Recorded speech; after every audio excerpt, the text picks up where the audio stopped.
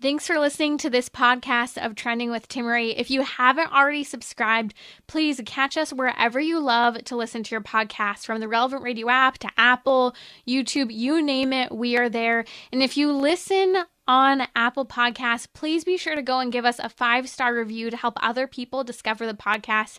Anything you share in terms of episodes, whether it's texting it to a friend, posting on social media, helps to build up the kingdom for God, to help confront the challenging issues we face as a culture, but with joy, with hope, and with an eternal perspective where our faith collides with everyday life, bringing eternal principles to help us live our life joyfully. So, what's trending? Bridging your Catholic faith with your everyday life. You're listening to Trending with Timmerie on Relevant Radio.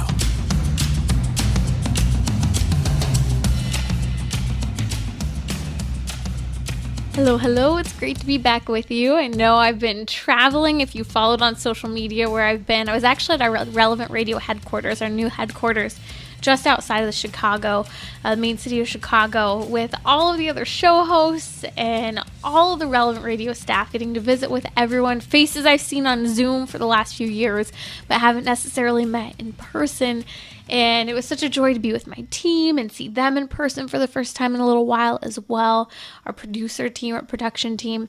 So that's where I've been traveling for that, meetings, the day of formation that we had. But I'm back with lots to say. So much has happened in the world. Now, of course, if you know me and if you've been with me over the years, I can't escape or avoid having to comment on the latest royal scandals and drama. This one, although there is some royal scandal and drama, but we'll get to that next week. Of course, Meghan Markle, goodness gracious, everyone's just like smacking their faces right now.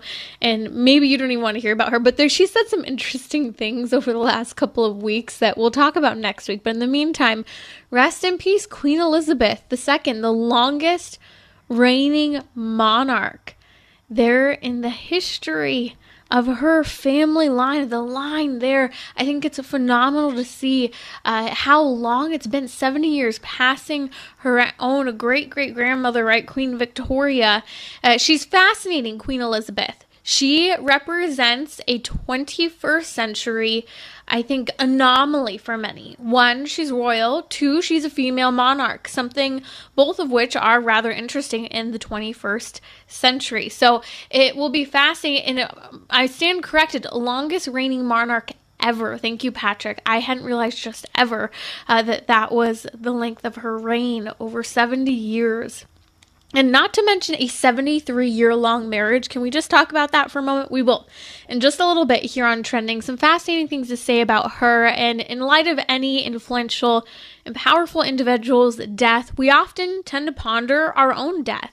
And in light of Queen Elizabeth II's death, we'll talk about the top 5 regrets of people who are dying and what we can learn from them, and maybe spinning it away from regrets. Should we have regrets when we die as Catholics? It's an interesting question. What do you think? Should we have regrets when we die as people of faith? Or should we have made progress in the spiritual life where there aren't regrets? Or does everyone die with regrets? We'll talk about that a little later on the show. Well, news is hitting with one of the latest childhood animation shows being pushed for LGBTQ ideologies. Here's my question. Will you let the LGBTQ ideology cause insanity for you? It's a legitimate question.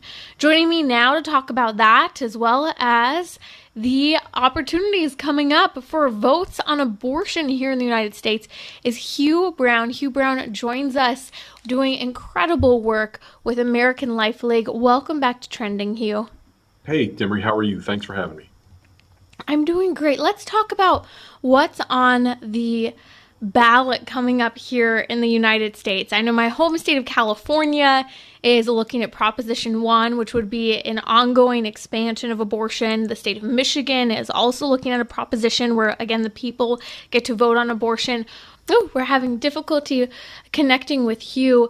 I have been fascinated to see what's happening in my home state of California. Now, having been involved in the political spectrum there over the years and seeing the worst of the worst when it comes to our nation, and as you know, what happens in California tends to sweep the nation, from no fault divorce to abortion. We've set the norm for where and what is normalized across this great nation. And abortion has been a leading topic. So we'll talk about both California and other states. But again, joining me now is Hugh Brown. Hugh, let's talk about what's happening in the individual states when it comes to the opportunity for people to vote on abortion, in many cases for the first time ever. Yes, well, I think that we just had a meeting today here at the American Life League, and we have supporters that have been with us since the 70s. And there is a tremendous misunderstanding that with the decision in Dobbs that undid, a grave injustice in Roe versus Wade, that we've had supporters actually say that the fight is now over, and the fight has literally just begun. Because prior to Roe versus Wade, it was a state issue, and now you have 50 separate states with 50 separate agendas and 50 separate battles. And so many of these states have very restrictive laws. Some have laws that are benign, and some have laws that are 100% supportive of abortion and trying to enshrine abortion in their state constitutions. So it's important that people understand in the state that they live in that the fight is very real, and it has now become much more complicated. And unfortunately, the Supreme Court had an opportunity where, in undoing Roe versus Wade, in citing, the fact that it was something that was created out of nothing, out of basically political expedience at the cost of the lives of 68 million children, they could have said, they could have identified and protected, life in the womb, but they did not. I mean, they literally had a once-in-a-lifetime opportunity. And who knows if they'll have that opportunity anytime soon. So now you have individual states, again, that are having ballot measures, that are having proposals to amend state constitutions, to protect abortion, to make abortion legal even after birth, which makes absolutely no sense. And so it is very convoluted and confusing for people. And I think it's important that they understand in the state where they live, that they understand what the laws are, what is being proposed, and that they use the power to vote to protect human life. It's critical that they get involved and just don't take it for granted, because the fight is not over. It's become much more complicated. Now, we see a number of states coming up where you, the people, will have the opportunity to vote. Already, August 2nd, Kansas voted on an amendment and it failed. California will vote on a horrific Proposition 1. That's a no vote. We'll talk about that in just a bit. Kentucky has Amendment 2. Michigan has an initiative that is coming down the pike as well. Montana, and then Vermont as well. Let's talk a little bit for a minute here, Hugh, about Proposition 1 in California. Now, many people have talked about how California, from the get-go, has been the most permissive abortion state in the nation, with expected to be the highest abortion numbers, even though California is a state that has never been required to actually report what their abortion numbers are. So any statistics we have on abortion are really always sort of guesstimates based on some data we do have. But it's interesting because California is a state that many people haven't realized has always allowed for late-term abortion with no restrictions, especially after Planned Parenthood versus Casey the last 30 years. It's been a norm. It's been a norm in our medical schools in California, with places such as UCLA performing late-term abortions using medical students. It's horrific. But now California wants to be a sanctuary state, and we're seeing in Proposition 1, which people will have the opportunity to vote for or against, if voted for, this would be a worst case scenario when it comes to abortion. It's an incredibly misleading measure that basically gives unlimited access to abortion, and specifically late-term abortion as well. Any reason, any time. You don't have to have a reason or cause, health of the mother, rape, incest, any of that. And in fact, it's basically giving unlimited access to taxpayer dollars to pay for abortion as well. Hugh, what are your initial thoughts on this proposition in California? It's demonic, and you have to recognize it for what it is. I think when you and I have discussed the issue of abortion previously, we very strongly have the position that abortion is a blood sacrifice. I mean, it is literally offering up children to the demonic. And it is something that possesses people. It is something that if you simply Google and take a look at YouTube, but whatever's out there, take a look at the protesters, people that support abortion. There is an absolute disconnect from reality. I mean, there's a level of violence. There's just a level of disturbance. There's a level of absolute confusion. And that's where the enemy works. And that's not condemning those people.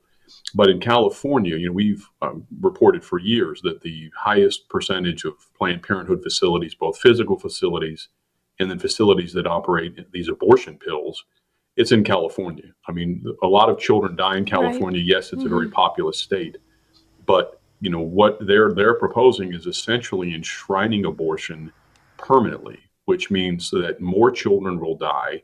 And California also is a state where David DeLayden identified that baby parts were being sold, to universities and to commercial companies.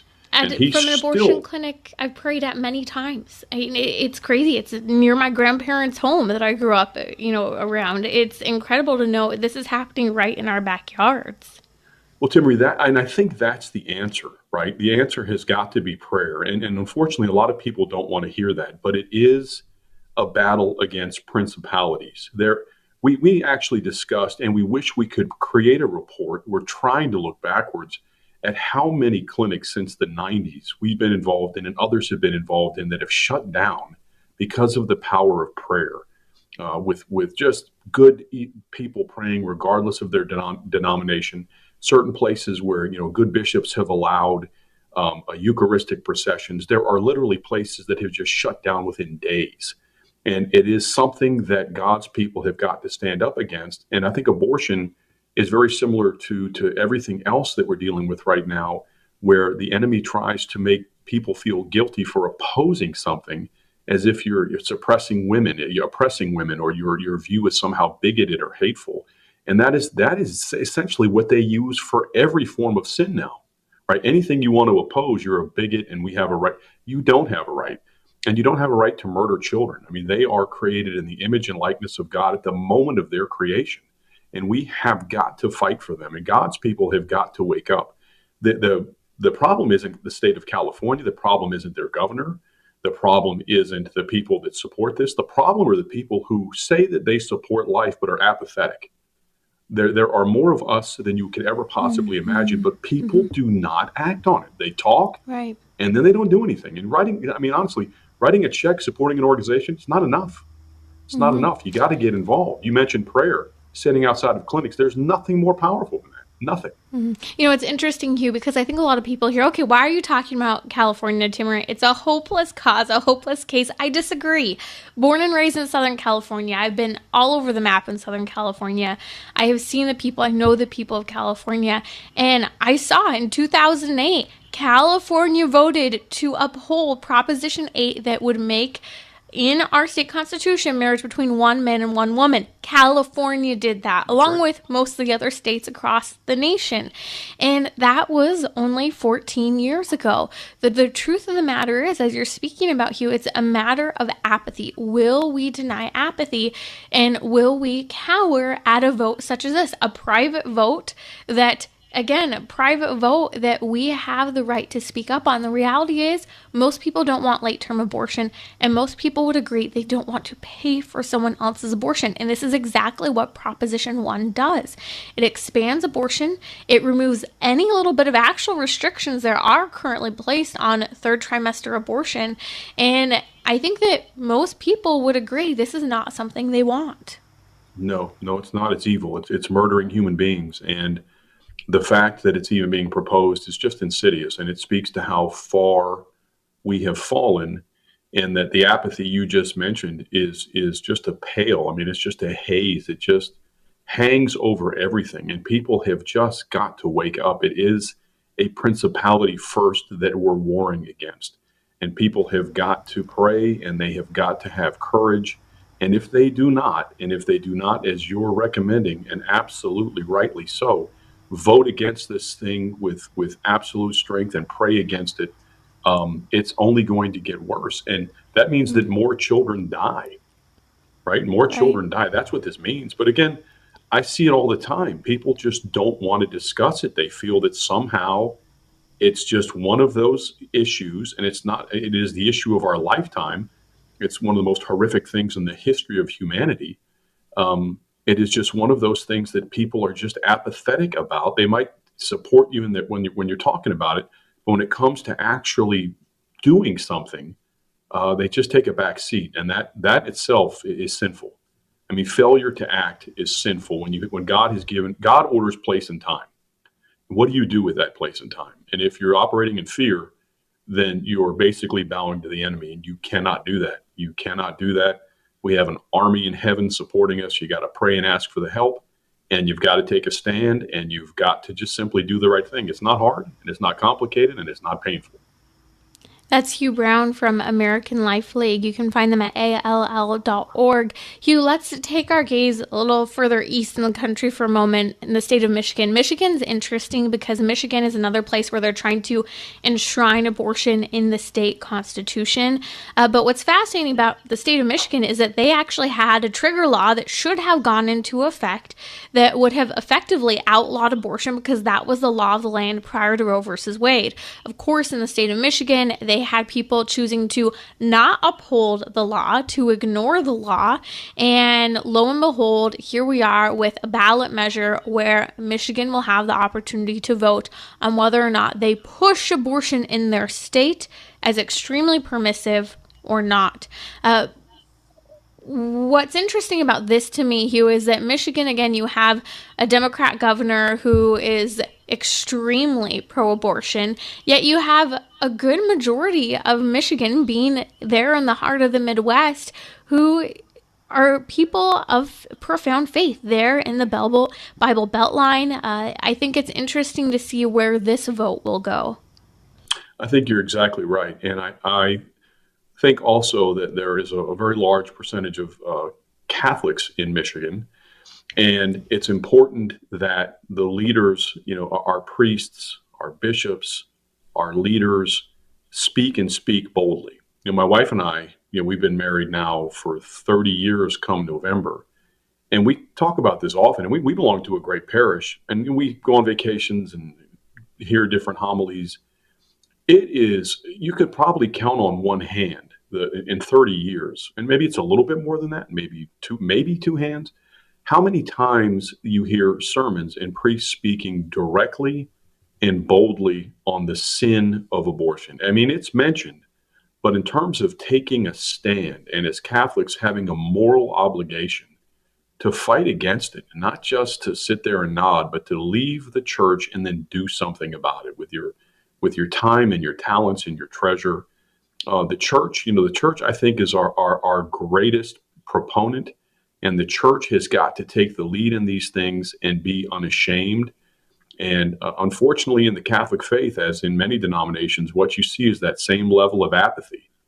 I mean, everybody's willing to talk about immigration, and everybody's willing maybe to talk about taxes or things that, quite frankly, are, not even remotely as important as what we're discussing. And it's that same level of fear. And we have to pray and war against that, because the devil's hard at work in silencing God's people. And we've got to make sure that God's people stand up in California and in Michigan and be bold, as the saints Amen. were, right? Be the saints. Amen. Many of them died, standing up for things like this. I'm sure they didn't want to die, but they did. They gave their lives so that, we might have the faith that we have. And it's important that we honor that. Because not to is dishonor. Right. And it's something I'll talk about a little later. In Queen Elizabeth II, longest reigning monarch, someone who it was clear her faith did matter to her, but she clearly struggled on the issue of abortion. And unfortunately, the choices she made, I'll talk about that a little later here on the show. But a heads up, as you're getting ready to head into election season and voting, California, Kentucky, Michigan, Montana, Vermont, you all have ballot measures, initiatives, amendments that you have the opportunity to vote on. So be sure to look it up and do your research, but also spread the word. I believe out of all states, California, even places such as Vermont, have the ability to prevent the expansion of abortion in their state. But it's a matter of people speaking up and standing up. Joining me now is Hugh Brown, the Vice President of American Life League. Check them out at all.org. That's all.org. Incredible work there. We'll post a link on social media. Follow me at Timmerie, Timmerie. E-R-I-E. I'll be right back with Hugh Brown. We'll talk about whether or not you will let the LGBTQ ideology cause insanity for you. Did you hear this news? 22%. That's 1 in 5 Democrats believe that men can get pregnant. I'm not kidding. It's a recent poll. I'll be right back here on Trending to talk about that, as well as Queen Elizabeth II, the longest reigning monarch.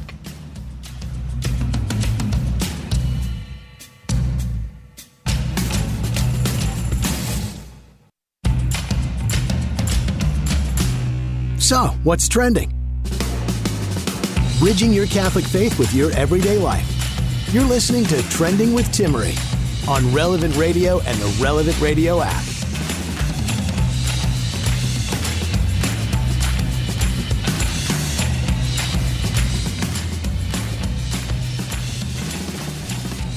Welcome back to Trending with Timmerie. I'm here with Hugh Brown, who's the the Vice President of American Life League. You can find them at all.org, doing incredible pro-life work. He's also a football coach. He helped to found a Catholic school that's staying true to Catholic teaching. And I want to talk about some of the insanity we're seeing on the LGBTQ front. I'm going to share with you a couple news items from the last week, and we'll dive into where we navigate for ourselves the true insanity of the LGBTQ ideology and whether or not we will or will not cave to it. It's a question, and it's a question we have to hold ourselves accountable to. Listen to this. A recent survey conducted by WPA Intelligence in August, so just a couple weeks ago, actually polled and saw that 22% of men, Democrat men, that's 1 in 5 Democrats in general believe that men can get pregnant. So just to clarify, I misspoke there. 1 in 5 Democrats believe that men can get pregnant. More than 1 in 5, according to this survey. Now, women who identified as Democrat were more likely to agree that men can get pregnant. And this included 36% of white college-educated female Democrats. Are you kidding me? You're telling me 1/3 of the educated white female Democrats are saying that men can get pregnant? On what world are we living on that anyone, male or female, is going to say that this is a reality? This is where we actually have to ask the question, will you let the LGBTQ ideology cause insanity for you? I'm not trying to be mean. I'm being truthful. Men cannot get pregnant. And when you see or hear a headline that claims that a man can, it's because this is a woman who has reconstructed some anatomy or is socially identifying as a man, but is actually a woman. Now, one more story to just help you see how insane things have gotten. Peppa Pig, which is known for its viral memes, British accents, a highly, highly popular show for kids. Everyone quotes it. I am rejecting Peppa Pig. We also don't let our daughter watch TV, but I'm rejecting Peppa Pig because it's just one of those things you hear nothing but about Peppa Pig. But here's a real reason to reject Peppa Pig. 2 polar bear moms were introduced to the show this past week. The first same-sex couple in an episode titled, quote, Families, where they make it seem normal, where polar bear, who is known as the mama bear even more so, and then another polar bear who's the other mama bear but is no more so is Dr. Bear. They're normalizing this family meal with these 2, quote, polar bear moms. But this isn't the only show to normalize a so-called family sitting at a table slurping noodles. The show Arthur, My Little Pony, Doc McStuffins, and others are doing the same thing. It's all about childhood exposure, and the question is, where do we draw the line? Joining me now to discuss this is Hugh Brown. Hugh, welcome back to Trending. Talk to me about your initial reaction, what's happening with this whole LGBTQ ideology, and what we've seen especially this last year with kids being exposed to it. So I'm listening to the examples you just gave, and I'm sitting here just shaking my head. And it reminds me, when I was growing up, I was a big comic book fan, and one of the universes that was sort of an anti-universe was called Bizarro World. And that's what we're dealing with right now. These things are just beyond reason, right? They're illogical. It doesn't make any sense. And I think what we as Christians and as Catholics have to recognize is that we're dealing now with essentially the anti-church. We're dealing with anti-reality. You're dealing with people that are not operating in any form of reason. It's all emotion. It's all just sort of want to, if you will, make believe. It's absolute insanity. And what people have to recognize is that you're not hateful for standing up to nonsense. In our work here, we deal a lot with what I can only describe is apostasy, meaning the intentional misguiding and misleading, or just neglecting your own faith. And parents have got to recognize that this attack is very real, and we've got to look at it plainly. You have to realize that as Catholics, as Christians, we're dealing with a fight in a battle that's for our souls and the souls of our children, and not just when they're children, when they become teens, when they become adults. We have 5 children, and you couldn't pay me $1 trillion to send one of my children to a public university. It's just never going to happen. It's just not going to happen. I'm not going to invest my entire life in raising my children in our home and with our faith, and it's not perfect, but then hope that it works out at some university that's focused on taking them in the wrong direction. So it's important that we realize this battle is a spiritual battle. We have to pray. We have to realize that opposing it is absolute right. It's absolutely battling confusion and intentional, just as you said, insanity. And again, you have to just overcome the fear, and the fear comes from the world saying that if you don't embrace this stuff, and kids, God love them today. I mean, you can't get the shows you just mentioned. It's even worse than that. If you look at music videos and artists, I mean, it's just, they embrace that whole homosexual lifestyle and anti-Christian everything with absolute vigor. And anyone that opposes it is somehow, at least in popular culture, is labeled as something negative. And so that's peer pressure on kids to embrace sin. And so we have to raise our kids to be fearless, and that's not easy. We've got to be consistent. You mentioned you don't have television for your daughter. God bless you. We do the exact same thing. I might have mentioned to you previously, my daughters were very angry at me because even though we founded this high school, until they were seniors, or one of them when they graduated as a senior, their gift was an iPhone. And they were, Dad, we're in this little school. We're the weirdos. We don't have the iPhones. They thank me now, because kids just don't need that stuff. Right. I take my wife out to dinner, and I see families with 8-year-olds, and they're on iPads, and they're connected to the internet, and the toddler's got on the iPhone. Yeah, I'm like, what are you doing? I mean, it's just, parents have got to be better than that. You got to be better and realize that this is the battle, right? It is the battle. It is the battle for the souls of our children, and you can't differentiate that this is what the world's saying, this is what our faith is saying, and we're going to try to fight 2 battles. We're going to try to be faithful and somehow conform and fit. It is absolute. That's a delusion. We have got to stay true to the faith. And if the world opposes it, so be it. We're called to evangelize, but do it without fear. And you mentioned the things that are currently happening. One of the things that I read earlier about some of these pride festivals where they're having these children dress up in drag and sexualizing children. I mean, it's things that I think would have been unimaginable even 10 years ago. So where's going to be in 10 years, right? So we've got to, if we don't oppose it now, it's only going to get worse. It is really the sexualization of our children. And I'm telling you, there have been Democratic proposals in the past, right, to lower the age of sexual consent from 18 to 16 to 14. That's where this is going. Right. That's where this is going. And you're a bigot if you oppose that. That's probably coming. Right. And I mean, we have a vote that has been announced by Chuck Schumer that will be imminent in the coming weeks ahead of the election we haven't talked about it yet. Well, next week here on Trending on so-called same-sex marriage and enshrining it nationally into federal law beyond what Obergefell versus Hodges did back in 2016. And what's the big concern is that this would normalize or allow for essentially claiming that it's okay for not just homosexual, quote unquote, marriage, but multiple marriages that expire, but also for pedophilia, for the legalization normalcy of things such as this. And people might say, hold on, that's a slippery slope. But if we are actually paying attention to what's happening, we have to be truthful about the sexualization of these children that's occurring today.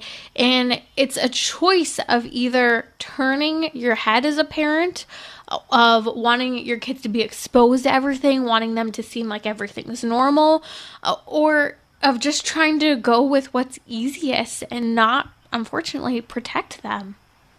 No, amen. And I think that bill's even more insidious.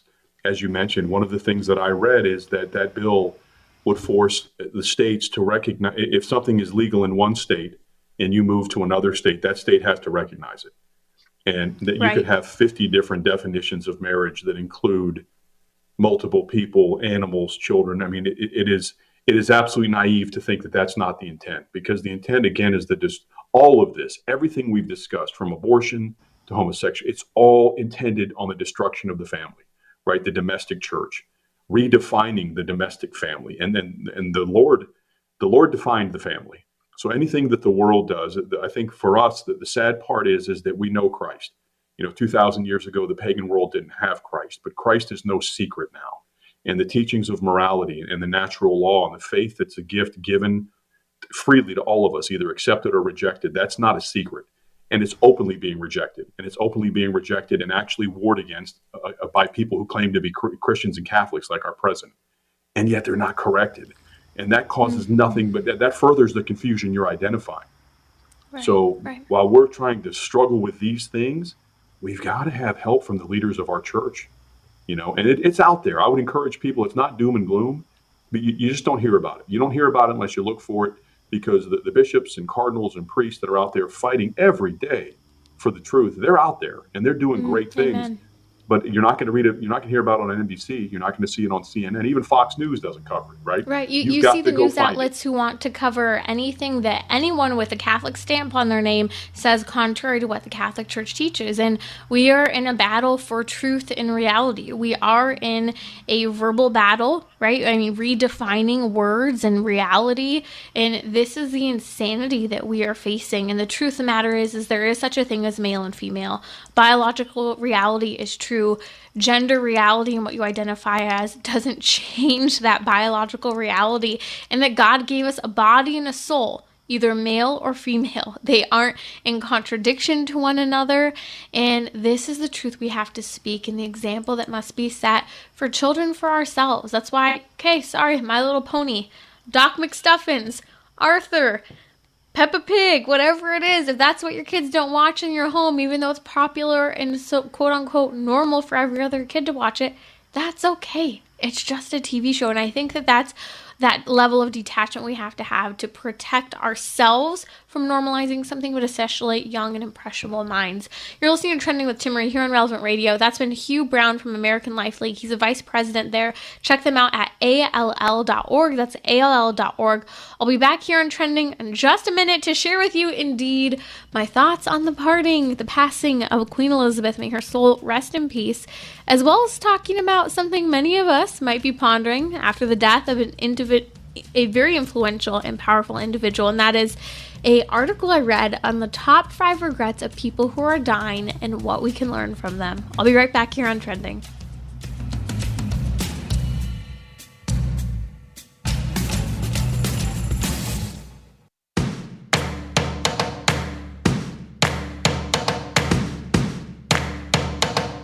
We're talking about what you're thinking about.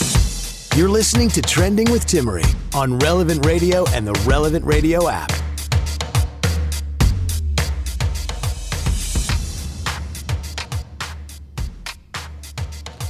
Okay, the Queen, as we learned, died yesterday. Queen Elizabeth II, the longest reigning monarch, died at the age of 96 at her favorite place, the vacation home of the great royal family, Balmoral Castle in Scotland.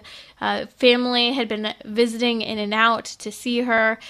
It's interesting as I look at Queen Elizabeth II, she is a point of absolute fascination for us in the 21st century. First of all, she represents something that seems rather fairy tale-esque, and that is royalty. Not only the fact that she's royalty, but she also represents something fairy tale-esque in the respect that she was married to one man and the same man for for 73 years, even in the midst of the ups and downs that they experienced in their marriage, but the fidelity and strength that they took from one another. And I'll talk about that a little bit more in a moment, but she also represents another fascination in the 21st century, and that would be part of what you could argue is the push for a feminist ideology. And that is, she was the first in really kind of recent history female monarch and to reign, of course, a historic amount of time. And it's interesting because you see a lot of movies, books, and stories that center around people such as her great-great-grandmother, Queen Victoria, as well as herself. And I mean, films and movies and documentaries and television shows are being made about Queen Elizabeth II while she's still alive. And this has been one example would be The Crown on Netflix, which reveals many details about her life, many speculations, and attempted to documenting her life, but also taking that creative liberty as well. It's interesting because Queen Elizabeth, if you mark and look at her reign, she ascended the throne in 1952 and died in 2022, 70 years as a monarch. She saw the sexual revolution more so than many of us, and from a unique perspective, from the perspective of her own family. Think of people such as her sister Margaret, who was quite a challenge for a royal family in her way of living and her sexual promiscuity, to Princess Diana, and even to the very story of Meghan Markle and Prince Harry, and even just the scandal of how, in not just Meghan Markle and Prince Harry, but Will and Kate, just the normalcy of these people living together before marriage, of things that they did that never would have been sanctioned by the royal family in the same monarchy 50 years ago or 60 years ago. So I find it absolutely riveting to look at this queen and her life. Many things could be said.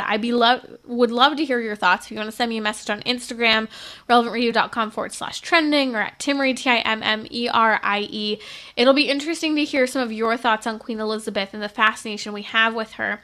But just again to mark for a moment the strength of marriage in difficult times. She was married to her husband, Prince Philip, who was the prince consort, not the king, and they were married for 73 years, marrying just a few years before she ascended the throne. He died at 99 last year in April, and they represent really a dichotomy of modern day relationships.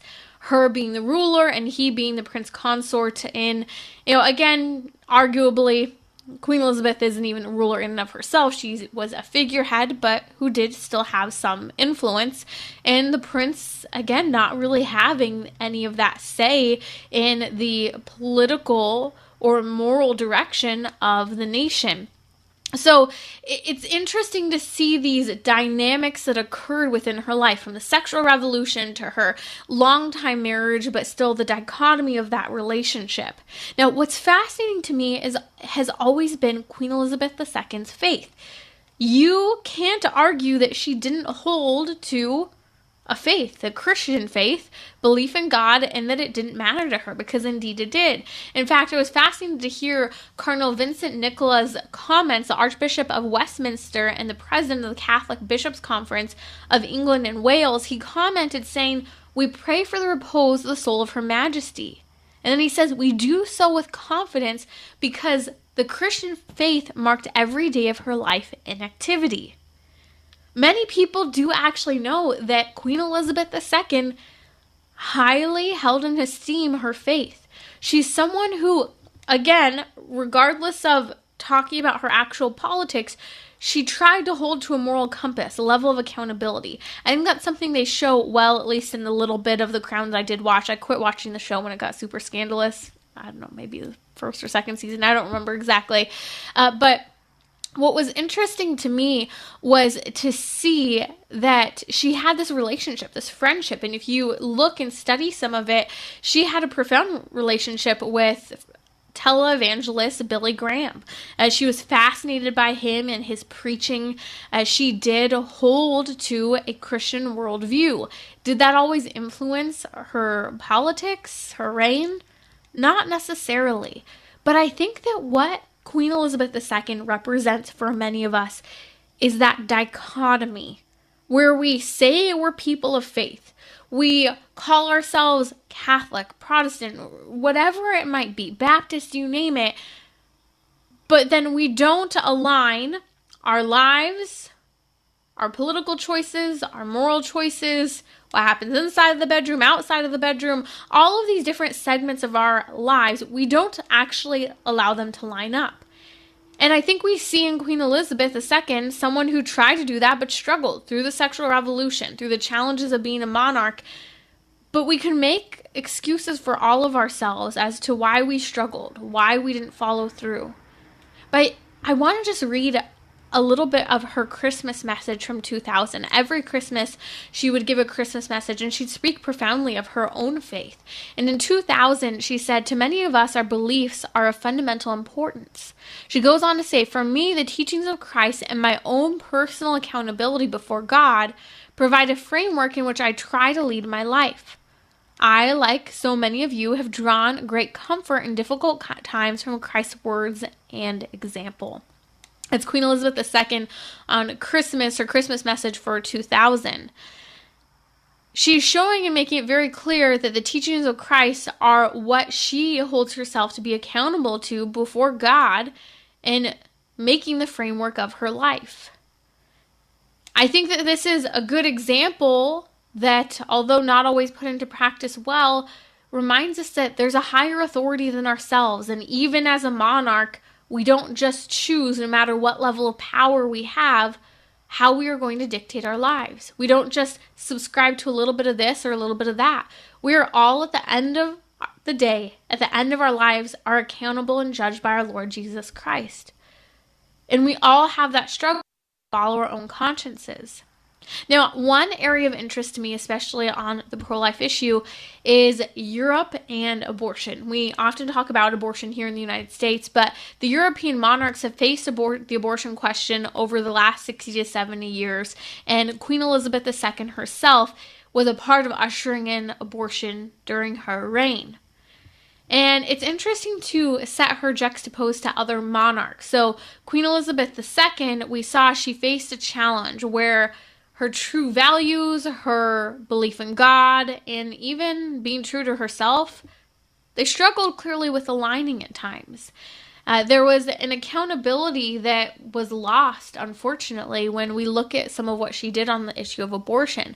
Queen Elizabeth actually gave her royal assent in 1967 to the Abortion Act, which has resulted in more than 6 million baby boys and girls having died as a result. Now, people will argue the Queen is just a figurehead. Yes, but she still signs the act. Now, juxtapose that to other monarchs. You have, for example, in 1990, King Baudouin of Belgium notified his cabinet that he could not and would not, in good conscience, give his royal assent to a law that permitted abortions. It made headlines, and you may have recalled, if you were alive at the time, in 1990, the headlines read that the government itself actually temporarily suspended King Baudouin's power, his reign, for one day. The day so that he would not have to give his stamp of approval to permitting abortion in his land. And so we see one example where someone stood their ground. We also have the Prince of Liechtenstein, who moved to block abortion legalization in 2012, and he did so successfully. Still the current monarch there, Prince Alo, or if I'm saying that correctly, he's a devout Roman Catholic, and he's one of the last places in all of Europe where abortion is still illegal, where women, if they want access to abortion, have to go to Switzerland or Austria. Now, Queen Elizabeth II shows and represents, and I know people are going to say, you're speaking ill of the dead. I'm just talking about what happened on abortion under her watch. She was there at the forefront of the sexual revolution. And we see, I think, in Queen Elizabeth, the dichotomy that each and every single one of us face. Did she try and strive to live according to her Christian faith? Yes, I believe so. She held herself to a very high standard, a standard that was very difficult for her. And the pressures that she faced, the pressures that this all held on her marriage. But it's I think when we look to her and her example, it's easy to be fascinated with the wealth, the power, the clothing, the royalty. But the truth of the matter is we see Queen Elizabeth face the same exact battle each and every single one of us face. And that is, will we allow our faith, our values, who and how we identify, and how we interact with the world politically, physically, emotionally, spiritually, will all of that align? Will we be true to ourselves? Will we allow power? Will we allow money? Will we allow sex? I mean, what will it be that we allow to get in the way to make excuses for not standing in line with our faith, our pride? It's something for all of us to think about, and I think this is a great opportunity today to pray for the repose of the soul of Queen Elizabeth II. May she rest in peace. Now, as we all seen, if you're just joining me, you're listening to Trending with Timmerie here on Relevant Radio. Thanks for being with me. You can always ask questions live, 1-888-914-9149, or on social media. I'm live now on Instagram as well at Timmerie, Timmerie. Glad to take your questions and thoughts, especially on this topic. When we experience the death of an influential and powerful individual, it often leaves many of us pondering our own imminent deaths. Now, Queen Elizabeth II is a reminder of this today.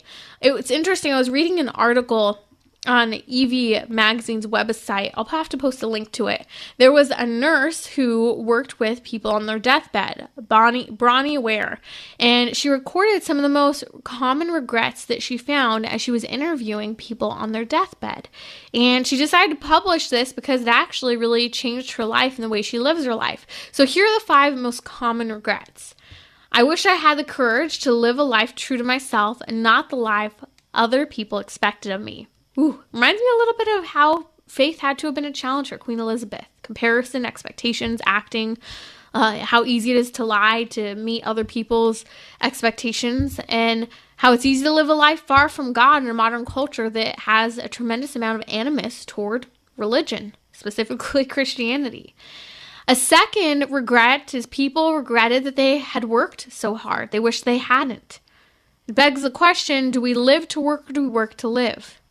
We should be working just enough to live. Our definition, our worth is not in our jobs. We're human beings, not human doings. That's important to remember. The third regret is people said, I wish I'd had the courage to express my feelings. Interesting. People feel like they can't share as much as they like. But I also think it's not that they had the courage to express their feelings. We live in an emotive culture. I think it's that people wish they had the courage to express their true thoughts. Because feelings are great, but that doesn't mean they're true. We take our feelings and apply them to reason. And then will we share what we actually think? I think it's the courage to share what we actually think that people probably regret more.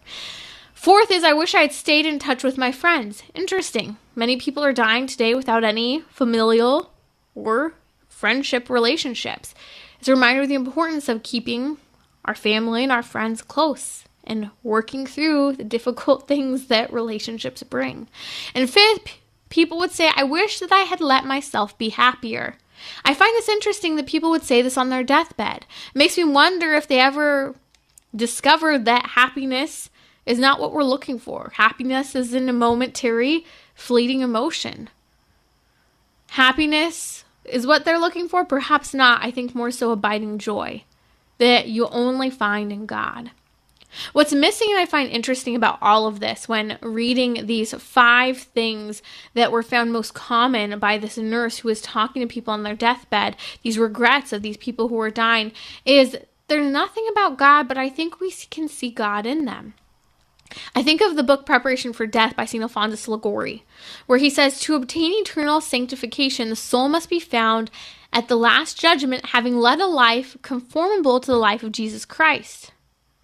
St. Alphonsus Liguori, in this fantastic book, one of my favorites, Preparation for Death, also gives words of advice, something to meditate upon when it comes to our death and our faith, and these regrets of people on their deathbed that I'm sharing. He says, if you continue to sin, gradually you will cease to feel remorse of conscience. You will lose almost all light, and you will lose all fear. That comment from St. Alphonsus Liguori makes me think of the importance of the gift of the Holy Spirit in living our lives. Fear of the Lord and counsel. People in these regrets they had before their death talked about having the courage to say what they wish. Well, pray for that virtue, for that gift of the Holy Spirit of fortitude, counsel, fear of the Lord. Ask the Holy Spirit to live and abide in your life. Stay in a great state of grace, in other words, and go to confession frequently in your life. Receive our Lord often in Holy Communion. This is living a sacramental life, and I don't think you'll have regrets on your deathbed if you do so. This is Timmerie from Trending with Timmerie, and new studies come out claiming that young people are more likely to pray than older generations. We'll talk about it Monday during our weekly happy hour, because studies show those who pray and foster prayer life in their children are ones who tend to be happier and more emotionally and psychologically stable. Also, we'll talk about eating healthy to keep us happy, so join me Monday for our weekly happy hour, 6 p.m. Central on Relevant Radio or the Relevant Radio app.